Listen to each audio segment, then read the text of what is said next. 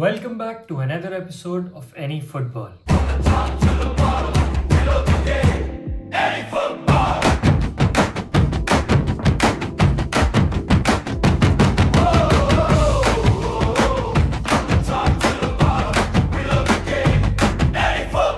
The any football weekend match analysis में आज हम बात करेंगे द कोपा इटालिया फाइनल की between Inter Milan and Lazio. Inter Milan ने एक इतनी ज्यादा डोमिनेंट परफॉर्मेंस दी थी और उसके बाद फर्स्ट हाफ में 2 गोल मार के एंड तक उस लीड को बरकरार रखा और अपना 10th कोपा इटालिया टाइटल जीत गए। अब वो यूवेंटस से सिर्फ 5 टाइटल्स पीछे हैं, जो कि कोपा इटालिया के सबसे सक्सेसफुल क्लब है। असिस्ट किंग फेडेरिको डिमार्को ने बहुत ही प्यारा कॉर्नर किक लिया और उसके बाद बॉल अंदर आई, जिसको बहुत ही इंटेलिजेंटली मार्कस थुराम ने छोड़ दिया और वो सीधे जाके लगी एडम मारुसिच से, जो ना चाहते हुए भी एक ओन गोल स्कोर कर गए और उनने दे दी इंटर मिलान को 1-0 की लीड। और कुछ ही देर बाद डेंजेल डम्फ्रीज ने बहुत ही बेहतरीन क्रॉस फेंका बॉक्स के अंदर और इंटर कैप्टन लाउटारो मार्टिनेज ने उसे बहुत ही इजीली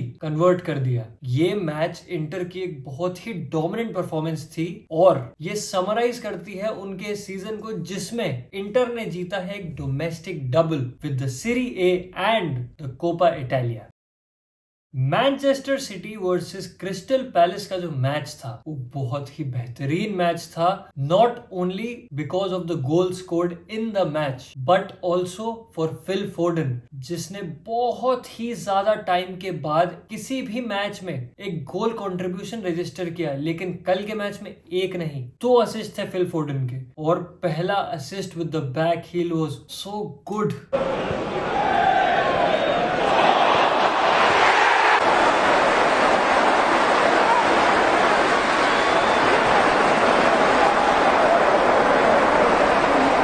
मैन सिटी के मैच जीती 3-0, लेकिन इस 3-0 के 2 इम्प्लीकेशन है। पहला कि वो एक क्लीन शीट के साथ ये मैच जीते हैं, जिससे उनका गोल डिफरेंस हाई हो गया है, और दूसरा ये 3 पॉइंट उनकी टाइटल रेस विद आर्सेनल के लिए बहुत ही इंपॉर्टेंट प्रूव हुए हैं, क्योंकि अब आर्सेनल उनसे सिर्फ 2 पॉइंट की लीड पे है। और अगर आर्सेनल ने अब एक भी मैच ड्रॉ किया या लूज किया और मैन सिटी ने अपने बाकी बचे मैचेस को जीत लिया, तो Premier League title Man City का हो जाएगा। तो अब देखते हैं कि आर्सेनल अपना टाइटल बोटल करती है या मैन सिटी प्रूव करती है कि why they deserve to win the Premier league.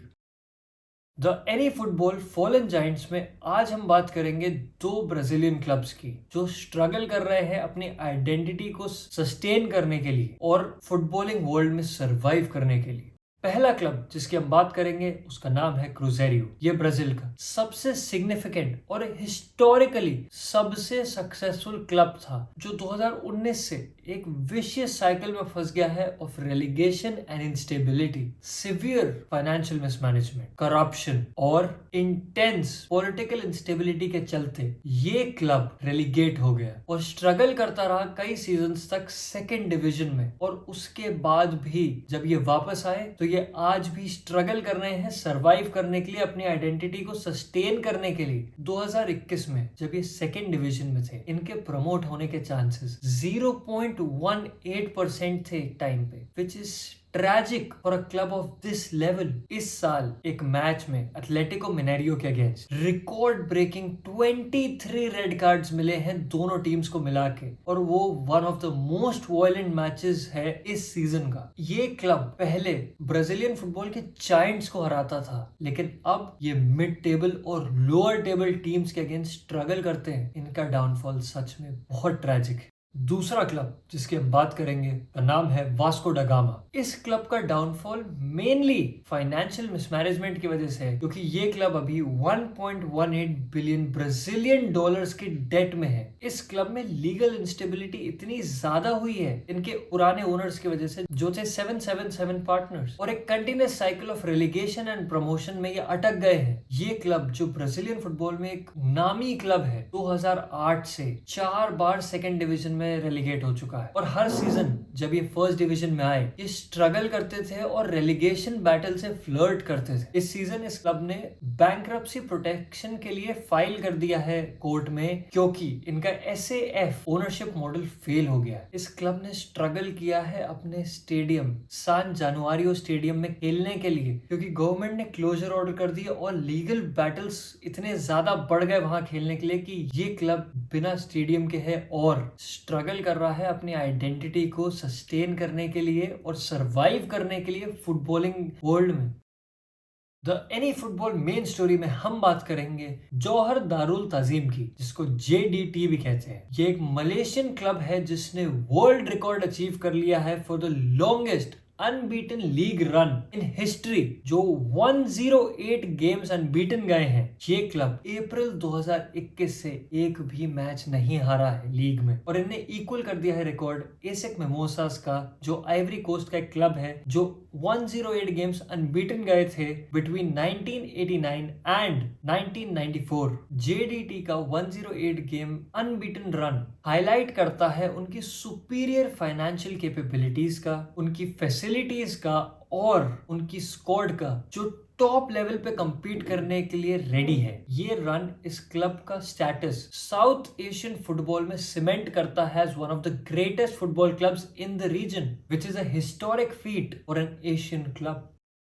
2019 में जब Indonesian tobacco billionaire brothers Robert और माइकल हार्टोनो ने कोमो 1907 को खरीदा था तो किसी ने ये नहीं सोचा था कि 6 साल बाद ये क्लब यूरोपियन कॉम्पिटिशन्स के लिए क्वालिफाई करेगा। जी हाँ, कोमो क्वालिफाई कर गए हैं for European competitions next season, जो कि बहुत ही बड़ा फीट है और ये इस क्लब की हिस्ट्री में पहली बार हो रहा है। सेस फैब्रिगास ने इस टीम को ट्रांसफॉर्म कर दिया है और वो भी बिना बहुत ज्यादा बिग नेम साइनिंग्स के। उसने टेक ओवर किया था एक स्ट्रगलिंग टीम को और अब यूरोपियन कॉम्पिटिशन्स के लिए क्वालिफाई करवा दिया है। यंग प्लेयर मैनेजमेंट और एक मैन मैनेजमेंट स्टाइल के चलते सेस फैब्रिगास ने हिस्ट्री अचीव कर ली है।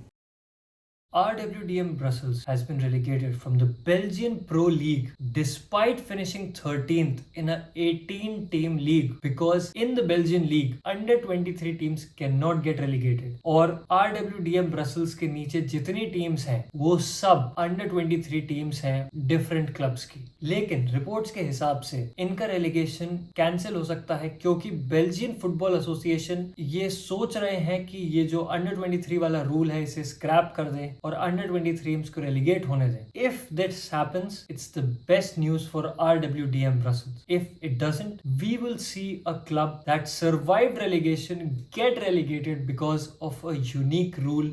जेडन सैंचो ने हिस्ट्री लिख दी है। 3 सीजन में 3 यूरोपियन फाइनल्स पहुंची। वो 2024-25 सीजन में मैनचेस्टर यूनाइटेड से लोन पे गया डॉर्टमंड, जिसके साथ वो चैंपियंस लीग फाइनल पहुंचा। ऑल्दो वो एक डोमिनेंट रियल मैड्रिड के सामने हार गया, लेकिन नेक्स्ट सीजन उसने जब चेल्सी को ज्वाइन किया तो वो कॉन्फ्रेंस लीग फाइनल पहुंचा और रियल बेटिस टीम को हरा के कॉन्फ्रेंस लीग का टाइटल उठाया। और इस सीजन जब उसने एस्टन विला को लोन पे ज्वाइन किया तो वो पहुंच गया है Europa league final and hopefully he is going to win this title. History में ऐसा पहली बार हुआ है कि एक प्लेयर 3 कॉन्जिक्यूटिव सीजन्स में 3 कॉन्जिक्यूटिव यूरोपियन फाइनल्स में पहुंचा है, वो भी 3 डिफरेंट कॉम्पिटिशन्स के, और लोग इस बंदे को वॉच्ड अप और फिनिश्ड कह रहे हैं। Mister Europa league Unai emery record 6th time Europa league final पहुंच गया है with a 4th different club. उसने 2014, 15 और 16 में सिविया के साथ 3-पीट किया था यूरोपा लीग को और उसके बाद 2019 में उसने आर्सेनल टीम को भी यूरोपा लीग फाइनल पहुंचाया, लेकिन अनफॉर्चुनेटली वो आर्सेनल के साथ वो टाइटल नहीं जीत पाया। 2021 में जब वो विलारियल का कोच था उसने मैनचेस्टर यूनाइटेड को फाइनल में हराया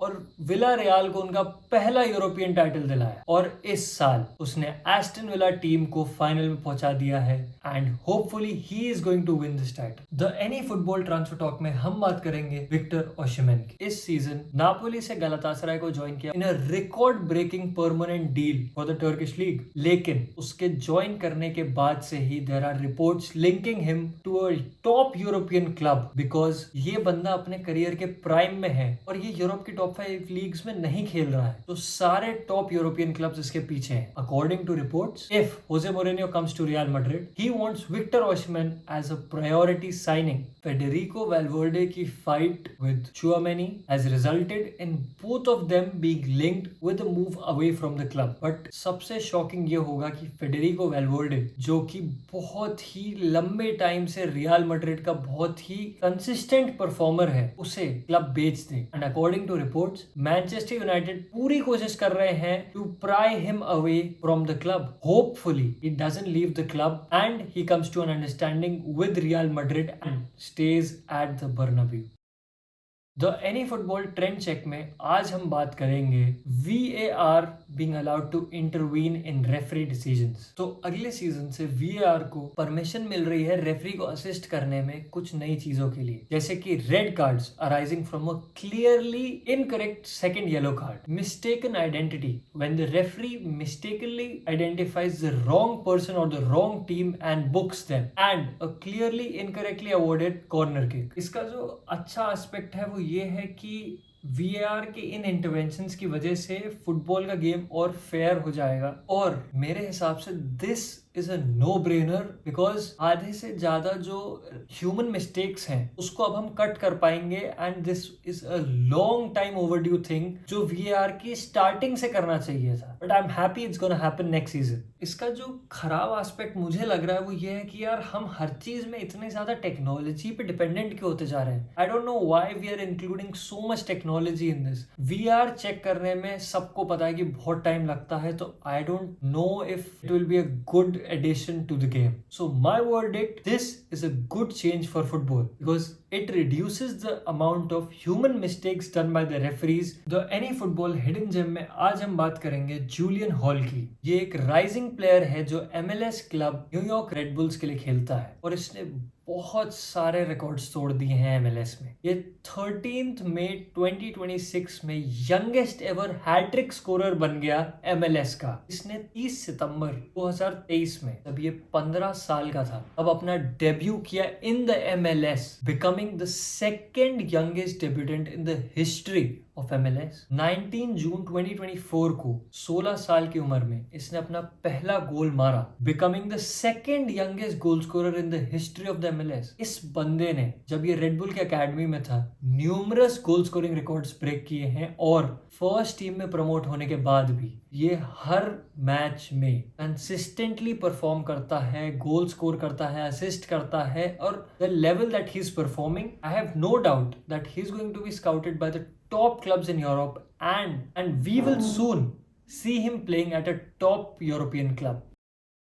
the any football must watch matches में पहला मैच जो तुम्हें देखना है वो है Chelsea versus Manchester city in the FA cup final. Chelsea इस सीजन बहुत ही ज्यादा अनस्टेबल रही है और यूरोपियन स्पोर्ट्स के बाहर है, तो अगर वो FA कप जीतते हैं वो यूरोपा लीग में खेलेंगे नेक्स्ट सीजन, वेयर एज अगर मैन सिटी ये जीतते हैं वो अपना डोमेस्टिक डबल सिक्योर कर लेंगे और पुश करेंगे for the Premier League to complete the season with a domestic treble. दूसरा मैच जो तुम्हें देखना है वो है Al Nassr versus Gamba Osaka in the AFC champions league 2 final. Al Nassr with CR7 are on their way to a historic double with the Saudi Pro League and the Champions League 2। अगर वो ये match जीतते हैं और उसके बाद अपना अगला मैच विच इज अगेंस्ट तमाक जीतते हैं, वो इस सीजन और अपने क्लब की हिस्ट्री में पहली बार एक डबल को अचीव कर लेंगे। और ये दोनों ट्रॉफीज रोनाल्डो के लिए बहुत ही इंपॉर्टेंट होंगी क्योंकि ये बन जाएंगी उसकी पहली trophies since joining the Saudi league. तीसरा मैच जो तुम्हें देखना है वो है Freiburg versus Aston Villa in the Europa league final. Freiburg अपनी हिस्ट्री में पहली बार कोई ट्रॉफी जीतने वाला है, वेराज एस्टन विला पिछले 30 साल से कोई ट्रॉफी नहीं जीते हैं और वो होप करेंगे उनाई एमरी के एक्सपीरियंस और जेडन सैंचो के स्किल्स के साथ वो ये टाइटल जीत के अपना ट्रॉफी ड्राउट खत्म करें। इसके अलावा Juventus versus Fiorentina, Lazio versus Roma in the capital derby, Chelsea versus Tottenham और Palermo versus Catanzaro in the promotion playoff second leg भी देख सकते हो। All of these matches are gonna be epic. इसी के साथ हम पहुंच गए हैं तुम्हारे फेवरेट सेक्शन में, the any football fan zone. Last week मैंने पूछा था तुमसे उस फ्रेंच प्लेयर का नाम जिसने आर्सेनल के लिए एक यूरोपियन कप या चैंपियंस लीग के फाइनल में स्कोर किया है। उस प्लेयर का नाम है थियरी ऑनरी। अब इस वीक का question, can you name the only club win the champions league, Europa league and Cup Winners Cup? Drop your answers down in the comments and let me know which club you think this is. So episode 9 is done. This week is full of title hopes and fairy tale endings. Hit that subscribe button, follow me on Instagram, and as always, keep that ball rolling.